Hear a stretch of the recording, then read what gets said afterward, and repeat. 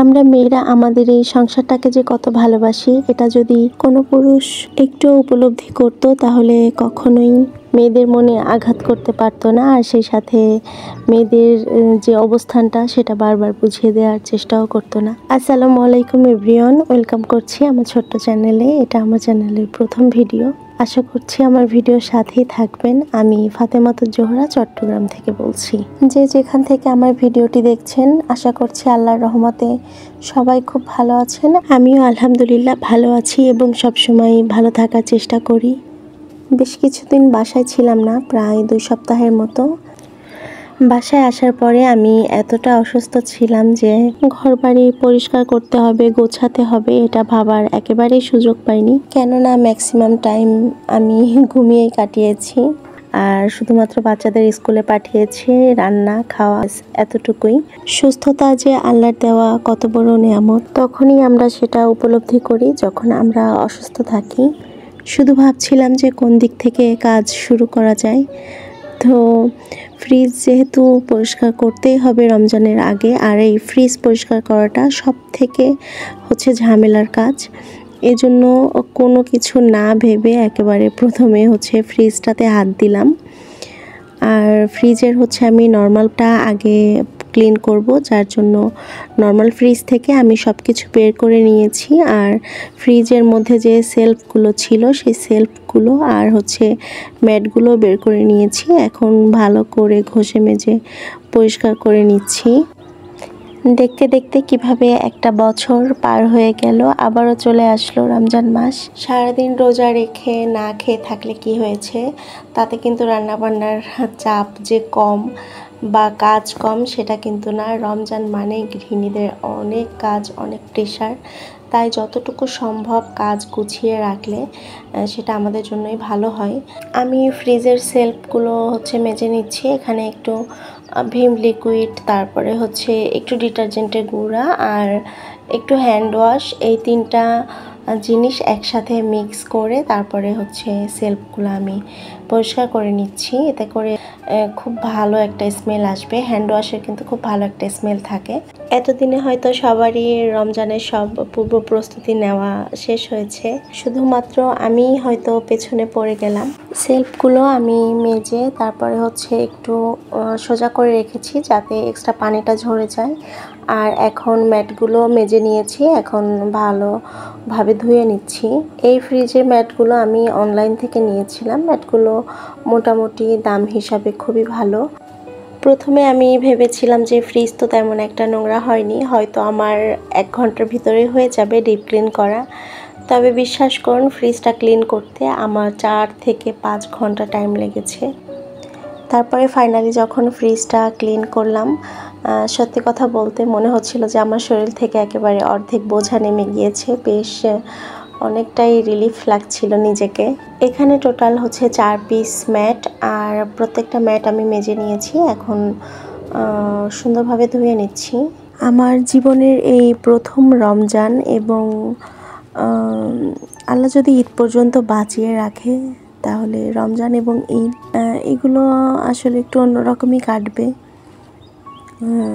কেমন একটা শূন্যতা, হয়তো আপনাদের বলে বোঝাতে পারছি না বা বলতেও পারছি না। ইনশাল্লাহ নেক্সট কোনো ভিডিওতে শেয়ার করব। আমি জানি না এতক্ষণ পর্যন্ত কেউ আমার সাথে আছেন কিনা। ভিডিওটি যদি একটু ভালো লেগে থাকে তাহলে একটি লাইক করতে ভুলবেন না, আর আমার এই ছোট্ট চ্যানেলটি সাবস্ক্রাইব করে পাশে থাকার অনুরোধ রইল সবার কাছে। ফ্রিজের ম্যাটগুলো ধোয়া শেষ করেছি, আর এই যে সেলফ ধুয়ে রেখে দিয়েছিলাম, এই সেলফগুলো আমি এখন একটা পরিষ্কার কাপড় দিয়ে মুছে নেব। আর ম্যাটগুলো একটু ঝুলিয়ে নেড়ে দেব, তাহলে 5 থেকে 10 মিনিটের মধ্যে একেবারে শুকিয়ে যাবে। আর এই যে দেখুন, এখন অফ ক্যামেরায় আমি ফ্রিজের ভেতরটা একেবারে ক্লিন করে নিয়েছি। অন ক্যামেরাতে ফ্রিজ ক্লিন করা দেখাতে গেলে আপনারা সবাই বোরিং হয়ে যেতেন, কেননা ভিডিওটা অনেক বড় হয়ে যেত। এজন্য অফ ক্যামেরাতে ক্লিন করে নিলাম। একেবারেই ক্লিন করে নিয়েছি, ফ্রিজের ভেতরে শুকিয়েও গিয়েছে। এখন আমি মুছে রাখা সেলফগুলো এক এক করে দিয়ে নিচ্ছি ফ্রিজের মধ্যে।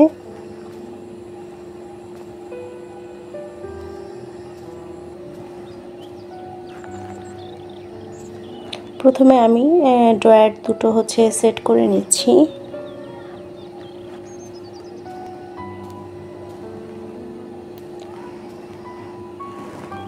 নর্মাল পার্টটাতে দুইটা ড্রয়ার হয়ে খুবই একটা সুবিধা হয়েছে, কেননা ড্রয়ার আসলে কিন্তু খুবই প্রয়োজনীয় ফ্রিজের মধ্যে। বাজার থেকে যখন বেশি করে সবজি তারপরে ফল এগুলো নিয়ে আসে তখন কিন্তু ড্রয়ারে রাখতে অনেকটা সুবিধা হয়। ড্রয়ার দুইটা সেট করে নিয়েছি, এখন আমি ট্রেগুলো সেট করছি। আমি যখন ঘরের কাজ করি তখন কিন্তু আমার দুই ছেলেই আমাকে অনেক হেল্প করে। ওদের ডাক দেওয়ার সাথে সাথেই আমার কাছে চলে আসে। আর আমার বড় ছেলেটা যখন ছোট ছিল ওকে ওই ছোট থেকেই আমি শিখিয়েছি যে মাকে যে কোনো কাজে সাহায্য করতে হয়। আর ছোট ভাই বোনেরা কিন্তু বড় ভাই বোনদের অনুকরণ করে। তো আমার বড় ছেলের সাথে সাথে কিন্তু ছোট ছেলেটাও আমাকে অনেক হেল্প করে আমার যে কোনো কাজে। ড্রয়ার আর সেলফগুলো আমি সেট করে নিলাম।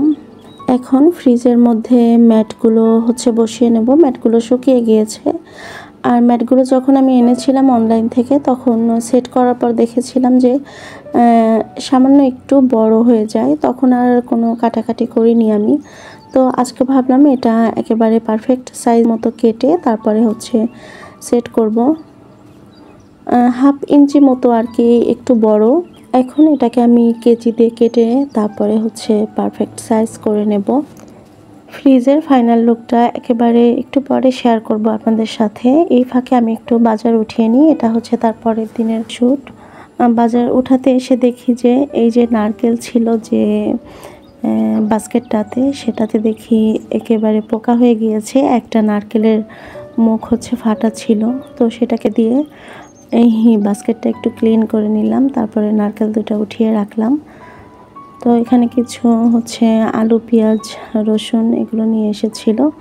এগুলো আমার হাজব্যান্ড আনেনি, অফিস থেকে কে জানিয়ে এসে দিয়ে গিয়েছিল। তো একটু একটু বাজার দেখে আমার নিজেরই হাসি পাচ্ছিল। তো এখানে আলুটা উঠিয়ে নিচ্ছি। বাড়ি থেকে আসার পর এই বাজারগুলো করা হয়নি, তো যা ছিল সেটা দিয়েই চলছিল কয়েকদিন। আরও অন্যান্য বাজারও ছিল, সেগুলো আমি উঠিয়ে নিয়েছি। ডিমটা ফ্রিজে উঠিয়ে রেখেছি। আর অন্যান্য মশলা আছে সেগুলো এখনও ওঠানো হয়নি। তো এখানে পেঁয়াজ, রসুন আমি এক এক করে উঠিয়ে নিচ্ছি। আসলে ঘরে বসে যারা ভিডিও তৈরি করে তাদের এগুলো ছাড়া দেখানোর মতো কিছুই নেই, কি আর দেখাবো আপনাদের সাথে। বাজারগুলো গুছানোর আগে আমি এই টেবিলটাও খুব সুন্দর করে মুছে নিয়েছি। প্রচুর পরিমাণে ধুলা পড়ে, দেখা যায় যে 1-2 দিন পর পরে মুছতে হয় এগুলো। আগের রসুনগুলো কেমন একটা ভেতরে নষ্ট হয়ে গিয়েছে, যার কারণে রসুনগুলো আমি একসাথে ঢেলে দিলাম না, এটা আলাদা করে রেখে দিচ্ছি। রান্না বান্না করার কোনো অংশ আপনাদের সাথে আর শেয়ার করতে পারিনি। বাজারগুলো গুছিয়ে নিলাম, তাতে করে জায়গাটাও খালি হলো আর গোছানো হয়ে গেল। আসলে কাজ করার ভিতরে শান্তি অন্যরকম। আমি একবেলা না খেয়ে থাকতে রাজি, 2 বেলা না খেয়ে থাকতে রাজি। তারপরও অগোছালো করা, পরিচ্ছন্নতা এগুলো একেবারেই পছন্দ না আমার। ফ্রিজের উপরের কাভার আর ওভেনের উপরের কাভারটাও আমি একটু ডিটারজেন্টের গুঁড়া দিয়ে তারপরে ভিজিয়ে দিলাম। আর এখানে একটা আর্টিফিশিয়াল ফুল দিয়েছি, ডাবল ডোর ফ্রিজের উপরে থাকে, সেটাও একটু ভিজিয়ে দিয়েছি। এটা কিছুক্ষণ রেখে তারপরে একেবারে পরিষ্কার হয়ে যাবে। ছোটবেলা থেকেই দেখছি যে মাকে সবসময় শবে বরাত, রমজান, তারপর ঈদের আগে সবসময় ঘর বাড়ি পরিষ্কার করা, তারপরে কাপড় চোপড় ধোয়া, মানে বাদ থাকবে না এমন একটা অবস্থা। সেগুলো দেখে দেখে বড় হয়েছি। মাশাআল্লাহ এখন নিজেও সেগুলো করি। ভয়েস দিতে গিয়ে একটা কথা মনে পড়লো। ছোট থেকে আমি বেশ অলস ছিলাম, নিজের সংসারে পা দেওয়া পর্যন্ত এমনটাই ছিলাম। যেখানে কাজ দেখতাম সেখান থেকে বেশ অনেকটা দূরে গিয়ে পালাতাম আর কি। আমার বোন তখন প্রায় একটা কথা বলতো, আমার যখন বিয়ে হবে তখন এক দরজা দিয়ে ঢুকিয়ে আমাকে অন্য দরজা দিয়ে বের করে দেবে আমার বর বা শ্বশুরবাড়ির লোকজন। এমনটা ছিল কথাটা আর কি। তো প্রায় এরকম বলতো আমার বোন, আর সে নিজেই এখন মাঝে মনে করিয়ে দেয় কথাটা আমাকে। সময় আমাদের সবাইকে আসলে বদলে দেয়। আমাদের মেয়েদের সংসার জীবনের যে পরিবর্তনটা আসে, এটা নিয়ে যদি আমরা ভাবলে সব থেকে অবাক কিন্তু আমরা নিজেরাই হয়ে যাই। কিছু ভাবার সময়ও আমাদের থাকে না, সময় ঠিকই আমাদের ওভাবেই তৈরি করে ফেলে। এতক্ষণে আপনারা সবাই ফ্রিজের ফাইনাল লুকটা দেখতে পেয়েছেন। আর ফ্রিজ ডিপের কর্নারটা একেবারেই ফাঁকা। রমজানের এখনো কোনো বাজার করা হয়নি, সেজন্য ফ্রিজটাতে আমি আগে হাত দিয়েছি। ডিপের কর্নারটা খালি থাকার কারণে ফ্রিজটা ক্লিন করতে আমার অনেকটা সুবিধা হয়েছে। দেখা যায় একবার বাজার করে আনার পরে গুছিয়ে সুন্দর করে রাখার পরে আবার ফ্রিজ ক্লিন করতে ইচ্ছা করে না। এই ছিল ফ্রিজের ফাইনাল লুক। আর এখন একটু আমার বেডরুমে যাচ্ছি। বেডরুমটা আজকেই হচ্ছে আমি সুন্দর করে ডিপ ক্লিন করে নিয়েছি। আমার রুমের সব ফার্নিচার, ফ্যান, জানালার গ্রিল সব কিছু পরিষ্কার করে নিয়েছি। আর রুমটা গোছাতে পারিনি। বেড কাভার, বালিশের কাভারও চেঞ্জ করতে হবে। টেম্পোরারি আপনাদের সাথে একটু শেয়ার করলাম। আমাদের এই বাসার রুমগুলো অনেক ছোট। বেড বসানোর পরে সাইড টেবিলটা কিন্তু আর সাইডে রাখা যায় না, যার জন্য সাইড টেবিলটা আর বেডের সাথে রাখতে পারিনি, অন্য পাশে রেখেছি। আল্লাহর কাছে হাজারো শুকরিয়া, রমজান শুরু হওয়ার আগেই যে পুরো বাসাটা পরিষ্কার পরিচ্ছন্ন করতে পেরেছি, এটা আল্লাহর রহমত ছাড়া আর আসলেই সম্ভব না। যারা ধৈর্য ধরে এতক্ষণ পর্যন্ত আমার সাথে ছিলেন তাদের মন থেকে অনেক অনেক ধন্যবাদ জানাচ্ছি। ভিডিওতে আমার কাজ বা কথায় যদি কোনো ভুল ত্রুটি হয়ে থাকে সেটা ক্ষমার চোখে দেখবেন। খুব শীঘ্রই দেখা হবে ইনশাআল্লাহ নতুন অন্য একটি ব্লগে। সেই পর্যন্ত সবাই ভালো থাকুন। সবাইকে আল্লাহ হাফেজ। আসসালামু আলাইকুম।